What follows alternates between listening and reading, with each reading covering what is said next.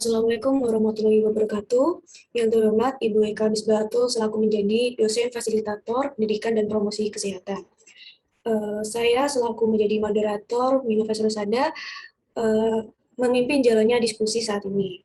Diskusi saat ini memiliki topik metode promosi kesehatan pada kelompok usia anak prasekolah dengan kasus gangguan kecemasan berlebihan. Lanjut. Berikut ini anggota dari kelompok 3, ada Bima Dwiantono, Naura Alivia, Ayunda Natania, Syafira Eka, saya sendiri Bina Sada, Nabila Zahra, Dina Septiana, Hania Adelia, Devi Putri, Zakia Maulina, dan Dinda Ramandani. Gangguan kecemasan. Kecemasan merupakan kondisi yang normal ketika menghadapi suatu ancaman atau bahaya. Namun, kecemasan yang berlebihan akan menjadi hal yang mengganggu ketika situasi yang mengancam tersebut tidak ada atau tidak seburuk yang dipikirkan. Gangguan kecemasan umum, generalized anxiety disorder, merupakan suatu kondisi di mana individu merasa takut yang berlangsung terus-menerus dan tidak dapat dikendalikan. Rasa takut yang dialami berkaitan dengan kekhawatiran bahwa sesuatu yang buruk akan terjadi menurut Waite dan Tafrish 2007. Next. Faktor penyebab kecemasan. Yang pertama, lingkungan atau sekitar tempat tinggal mempengaruhi cara berpikir individu tentang diri sendiri maupun orang lain. Hal ini disebabkan karena adanya pengalaman yang tidak menyenangkan pada individu dengan keluarga, sahabat, ataupun dengan rekan kerja, sehingga individu tersebut merasa tidak aman terhadap lingkungannya. 2. Emosi yang ditekan. Kecemasan bisa terjadi jika individu tidak mampu menemukan jalan keluar untuk perasaannya sendiri dalam hubungan personal ini, terutama jika dirinya menekan rasa marah atau frustasi dalam jangka waktu yang sangat lama. Sebab-sebab fisik. Pikiran dan tubuh senantiasa saling berinteraksi dan dapat menyebabkan timbulnya kecemasan. Hal ini terlihat dalam kondisi seperti misalnya kehamilan, semasa remaja, dan sewaktu pulih dari suatu penyakit. Selama ditimbang kondisi-kondisi ini, perubahan-perubahan perasaan lazim muncul dan ini dapat menyebabkan timbulnya kecemasan. Promosi kesehatan. Promosi kesehatan adalah segala bentuk kombinasi pendidikan kesehatan dan intervensi yang terkait dengan ekonomi, politik, dan organisasi yang dirancang untuk memudahkan perubahan perilaku dan lingkungan yang kondusif bagi kesehatan. Promosi kesehatan bertujuan untuk menciptakan suatu keadaan, yakni perilaku dan lingkungan yang kondusif bagi kesehatan. Promosi kesehatan adalah proses atau upaya pemberdayaan masyarakat untuk dapat memelihara dan meningkatkan kesehatannya. Untuk mencapai keadaan sehat, seseorang atau kelompok harus mampu mengidentifikasi dan menyadari aspirasi, mampu memenuhi kebutuhan dan merubah atau mengendalikan lingkungan. Selanjutnya yaitu lingkup promosi kesehatan. Yang pertama yaitu strategi promosi kesehatan, yaitu advokasi, bina suasana, dan gerakan pemberdayaan masyarakat. Yang kedua yaitu tatanan kegiatan promosi kesehatan dilakukan untuk meningkatkan perilaku hidup bersih dan sehat di tatanan keluarga, sekolah, tempat bekerja, tempat-tempat umum, dan sarana kesehatan. Lalu yang ketiga yaitu prioritas perilaku yang akan dikembangkan berdasarkan program kesehatan yang dilaksanakan. Maka kegiatan dilakukan untuk mengembangkan aspek perilaku kesehatan tertentu. Misalnya yang berkaitan dengan kesehatan KIA, gizi kesehatan lingkungan, gaya hidup, jaminan pemeliharaan kesehatan masyarakat atau JPKM, dan sebagainya sesuai dengan kebutuhan, kondisi, dan situasi di masing-masing tatanan. Tujuan promosi kesehatan yang pertama yaitu tujuan program merupakan refleksi dari fase sosial dan epidemiologi, berupa pernyataan tentang apa yang akan dicapai dalam periode tertentu yang berhubungan dengan status kesehatan. Tujuan ini harus mencakup who will in how much of what by when. Tujuan program juga sering disebut sebagai tujuan jangka panjang. Yang kedua yaitu tujuan pendidikan merupakan pendidikan atau pembelajaran yang harus dicapai agar tercapai perilaku yang diinginkan. Tujuan pendidikan disebut juga dengan tujuan jangka menengah. Yang ketiga yaitu tujuan perilaku merupakan tujuan jangka pendek yang merupakan gambaran perilaku yang akan dicapai dalam mengatasi masalah kesehatan. Tujuan perilaku berhubungan dengan pengetahuan, sikap, dan juga tindakan. Sasaran promosi kesehatan. Sasaran promosi kesehatan ada 3. Yang pertama yaitu sasaran primer. Sasaran primer adalah mereka yang diharapkan akan menerapkan perilaku baru. Yang kedua adalah sasaran sekunder. Sasaran sekunder adalah mereka yang dapat mempengaruhi sasaran primer. Dan yang terakhir, sasaran tersier. Sasaran tersier adalah mereka yang berpengaruh terhadap keberhasilan kegiatan seperti para pengambil keputusan atau penyandang dana. Next. Strategi promosi kesehatan. Yang pertama adalah advokasi. Advokasi yaitu pendekatan pimpinan dengan tujuan untuk mengembangkan kebijakan publik yang berwawasan kesehatan. Hasil yang diharapkan adalah kebijakan dan peraturan-peraturan yang mendukung untuk memengaruhi terciptanya perilaku hidup bersih dan sehat, serta adanya dukungan dana atau sumber daya lainnya. Yang kedua adalah bina suasana atau social support. Bina suasana merupakan upaya membuat suasana yang kondusif atau menunjang pembangunan kesehatan, sehingga masyarakat terdorong untuk melakukan perilaku hidup bersih dan sehat. Selanjutnya adalah gerakan pemberdayaan masyarakat. Gerakan ini merupakan gerakan dari, oleh, untuk masyarakat untuk mengenali dan memelihara masalah kesehatan sendiri, serta untuk memeliharanya, meningkatkan, dan melindungi kesehatannya. Tujuan yang ingin dicapai melalui pendekatan ini adalah meningkatkan kesadaran, kemauan, dan keterampilan untuk berperilaku hidup bersih dan sehat. Pendekatan promosi kesehatan. Yang pertama ada pendekatan medik. Tujuannya adalah kebebasan dari penyakit dan kecacatan yang didefinisikan secara medik, seperti penyakit infeksi, kanker, dan penyakit jantung. Pendekatan ini melibatkan kedokteran untuk mencegah atau meringankan kesakitan, mungkin dengan metode persuasif maupun paternalistik. Yang kedua ada pendekatan perubahan perilaku. Tujuannya adalah mengubah sikap dan perilaku individu masyarakat sehingga mereka mengambil gaya hidup sehat. Yang ketiga, pendekatan edukasional. Tujuannya adalah untuk memberikan informasi dan memastikan pengetahuan dan pemahaman tentang perihal kesehatan dan membuat keputusan yang ditetapkan atas dasar informasi yang ada.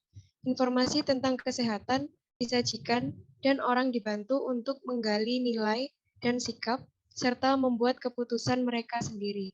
Next. Selanjutnya ada pendekatan berpusat pada klien. Tujuannya adalah bekerja dengan klien agar dapat membantu mereka mengidentifikasi apa yang ingin mereka ketahui dan lakukan, dan membuat keputusan serta pilihan mereka sendiri sesuai dengan kepentingan dan nilai mereka. Yang terakhir ada pendekatan perubahan sosial. Tujuannya adalah melakukan perubahan-perubahan pada lingkungan fisik, sosial, dan ekonomi, supaya dapat membuat lebih mendukung untuk keadaan yang sehat. Contohnya adalah mengubah masyarakat, bukan pada pengubahan perilaku individu-individunya. Hal utama bukan untuk mengubah kebiasaan individu, tetapi secara positif mempengaruhi kesehatan masyarakat. Selanjutnya ada kelompok anak usia prasekolah. Kelompok anak usia prasekolah yaitu anak usia 3-6 tahun yang mempunyai berbagai macam potensi. Potensi itu dirangsang dan dikembangkan agar pribadi anak tersebut berkembang secara optimal. Menurut Supardini tahun 2004. Dalam usia ini, anak umumnya mengikuti program anak 3-5 tahun dan kelompok bermain usia 5 tahun. Sedangkan pada usia 4-6 tahun biasanya mereka mengikuti program taman kanak-kanak. Menurut Patmo Nedowo 2008. Ciri-ciri anak prasekolah. Yang pertama ada ciri fisik. Ciri fisik pada anak usia 4-6 tahun tinggi badan bertambah rata-rata 6,25 sampai 7,5 cm per tahun. Tinggi rata-rata anak-anak usia 4 tahun adalah 2,3 kg per tahun. Berat badan anak usia 4-6 tahun rata-rata 2-3 kg per tahun. Berat badan rata-rata anak usia 4 tahun adalah 16,8 kg menurut Muschari 2005. Yang kedua yaitu ciri sosial. Perkembangan sosial anak sudah tampak jelas karena mereka sudah mulai aktif berhubungan dengan teman sebayanya. Umumnya anak pada tahapan ini memiliki 1 atau 2 sahabat, tetapi sahabat ini cepat berganti. Mereka mau bermain dengan teman. Sahabat yang dipilih biasanya sama jenis kelaminnya, tetapi kemudian berkembang sahabat yang terdiri dari jenis kelamin yang berbeda. Next. Ciri-ciri anak prasekolah yang ketiga yaitu ciri emosional. Anak prasekolah cenderung mengekspresikan emosinya dengan bebas dan terbuka. Sikap marah sering diperlihatkan oleh anak pada usia tersebut dan iri hati sering terjadi. Dan yang keempat, ciri kognitif. Anak prasekolah umumnya telah terampil dalam bahasa. Mereka sudah mampu memahami pembicaraan orang lain dan mampu mengungkapkan pikirannya dalam batas-batas tertentu. Sebagai besar dari mereka, senang bicara, khususnya dalam kelompoknya. Next. Promosi kesehatan anak. Menurut WHO, promosi kesehatan anak adalah proses membuat anak mampu meningkatkan kontrol dan memperbaiki kesehatan mereka. Dengan demikian, ia dapat diartikan sebagai memperbaiki kesehatan, memajukan, mendorong, dan menempatkan kesehatan anak lebih tinggi pada kebutuhan perorangan ataupun masyarakat pada umumnya. Karena itu, aspek promosi kesehatan anak yang mendasar bahwa promosi bertujuan untuk melakukan pemberdayaan sehingga seorang anak mempunyai kepekaan yang lebih besar terhadap aspek-aspek kehidupan mereka yang mempengaruhi kesehatannya. Next. Silakan Dina. Batasan anak usia prasekolah. Anak usia prasekolah adalah mereka yang berusia 3-6 tahun. Mereka biasa mengikuti program prasekolah atau kindergarten, sedangkan di Indonesia pada umumnya mereka mengikuti program tempat anak 3-5 tahun dan kelompok bermain. Menurut Wong dan kawan-kawan tahun 2009 menyebutkan bahwa batasan usia anak prasekolah adalah antara 3-5 tahun. Anak pada usia ini telah memiliki kontrol fungsi tubuh yang baik, pengalaman periode perpisahan yang pendek dan panjang, kemampuan berinteraksi secara kerjasama dengan anak lain, dan penggunaan bahasa untuk simbolisasi mental. Next. Masalah kesehatan yang dialami anak prasekolah. Kecemasan adalah perasaan gelisah yang tak jelas dari ketidaknyamanan atau ketakutan yang disertai respon autonom atau sumber tidak spesifik atau tidak diketahui oleh individu. Reaksi terhadap kecemasan yang ditunjukkan anak usia prasekolah yaitu menolak makan, sering bertanya, menangis walaupun perlahan, dan tidak kooperatif terhadap petugas kesehatan menurut Supatini tahun 2004. Upaya yang dapat dilakukan untuk mengurangi kecemasan pada anak yang dirawat yaitu upaya meminimalkan penyebab stres dapat dilakukan dengan cara mencegah atau mengurangi dampak perpisahan dan rasa takut terhadap nyeri. Upaya menunjukkan sikap empati, upaya memberikan permainan sebelum melakukan persiapan fisik anak. Next. Metode promosi kesehatan anak prasekolah. Menurut Effendi dan Mahfudli pada tahun 2009, metode promosi kesehatan pada tiap tahap perkembangan pada prasekolah itu bahasa sederhana, permainan, musik, dan demonstrasi. Selanjutnya usia sekolah, bahasa beragam dengan tingkat kemampuan dan kemampuan kognitif, menggunakan permainan interaktif, teka-teki, mencocokkan, dan role play. Selanjutnya remaja, pembelajaran kooperatif, problem-based learning, diskusi, demonstrasi, dan role play. Selanjutnya dewasa, kuliah, klasikal, diskusi, demonstrasi, dan role play yang menekan kepada tingkat emosional. Next. Media dan alat promosi kesehatan. Media promosi kesehatan adalah saluran komunikasi yang dipakai untuk mengirimkan pesan kesehatan. Media yang dapat digunakan adalah sebagai berikut menurut Effendi dan Mahfudli tahun 2009. Yang pertama, media elektronik, radio, televisi, internet, telepon genggam, telekonferensi. Yang kedua, media cetak. Ada majalah, koran, selebaran, leaflet, dan flyer, booklet, papan besar atau billboard, spanduk, poster, flanel graph, bulletin board. Yang ketiga, media lain, surat. Pemilihan media ditentukan oleh banyaknya sasaran, keadaan geografis, karakteristik, partisipan, dan sumber daya pendukung. Beberapa media promosi kesehatan juga dipergunakan sebagai alat peraga jika pendidik kesehatan bertemu langsung dengan partisipan dalam proses promosi kesehatan. Media poster dapat dianggap sebagai alat peraga berupa gambar. Demikian juga billboard dan sebagainya. Menurut Effendi dan Mahfudli tahun 2009. Next. Kasus kecemasan pada anak prasekolah. Pada masa anak sekolah, emosi anak sangatlah kuat, ditandai dengan luapan kemarahan, ketakutan yang hebat, iri hati, rasa senang, jengkel dalam menghadapi lingkungan. Pertama kali anak memasuki lingkungan baru secara umum, mereka mengalami ketakutan dan kecemasan. Kecemasan dan ketakutan merupakan ciri normal pada masa prasekolah atau kanak-kanak. Kecemasan dianggap tidak normal bila berlebihan dan menghambat fungsi akademik dan sosial atau menjadi menyusahkan. Kecemasan dialami oleh setiap anak dalam setiap fase perkembangan. Oleh sebab itu, Gangguan mental emosional pada anak lebih sering terjadi daripada orang dewasa, serta variasinya juga lebih banyak. Dan ketika kecemasan tersebut sudah berlebihan, sehingga membuat seorang anak tidak mau berinteraksi dengan orang lain, bahkan mengurung diri, sehingga menyebabkan sakit mental dan fisik yang diperlukan perawatan hospitalisasi dan penanganan lebih lanjut untuk mengatasi sakit pada diri anak. Strategi dan promosi kesehatan. Strategi yang tepat untuk ditetapkan dalam mengatasi masalah kecemasan berlebih pada anak prasekolah dapat menggunakan strategi antara lain 1. Bina suasana, yaitu penciptaan situasi yang kondusif untuk memberdayakan perilaku hidup bersih dan sehat. Perilaku hidup bersih dan sehat dapat tercipta dan berkembang jika lingkungan mendukung hal ini. Dalam hal ini, lingkungan mencakup lingkungan fisik, sosial budaya, ekonomi, dan politik. Yang kedua, dukunglah orang tua untuk melakukan tindakan, lalu beri saran dan contoh metode yang digunakan dalam mengimplementasikan strategi tersebut untuk mengatasi kasus kecemasan pada anak prasekolah, yaitu dengan menggunakan metode automatic care.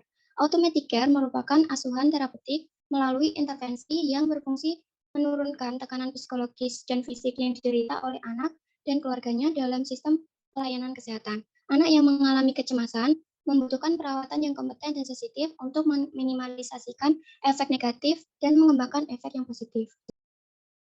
Baik, selanjutnya adalah media promosi kesehatan. Menetapkan tujuan. Tujuan harus realistis, jelas, dan dapat diukur. Apa yang diukur, siapa sasaran yang akan diukur, seberapa banyak perubahan akan diukur, berapa lama dan di mana pengukuran dilakukan. Yang kedua adalah menetapkan segmentasi pasar. Sasaran yang dituju dari promosi kesehatan ini adalah anak-anak prasekolah yang mengalami kecemasan berlebih dan orang tua. Yang ketiga, memposisikan pesan. Berdasarkan sasaran di atas, dapat dikembangkan dengan membuat anak-anak prasekolah tertarik untuk bereksplorasi dengan pesan yang disampaikan melalui verbal. Yang ketiga, menentukan strategi positioning. Strategi penentu posisi yang berlaku adalah memberikan penjelasan untuk anak tentang kecemasan, akibat kecemasan, faktor penyebab kecemasan pada anak, dan yang terakhir adalah cara menghindari kecemasan. Lalu, memilih media promosi kesehatan berupa poster, leaflet, slide, dan film. Baik, sekian presentasi dari kelompok ini. Selanjutnya saya kembalikan ke moderator. Terima kasih. Baik, sudah pada akhir materi diskusi hari ini, kami dari kelompok 3 mohon maaf apabila ada kekurangan dalam pemaparan materi. Sekian, terima kasih. Wassalamualaikum warahmatullahi wabarakatuh.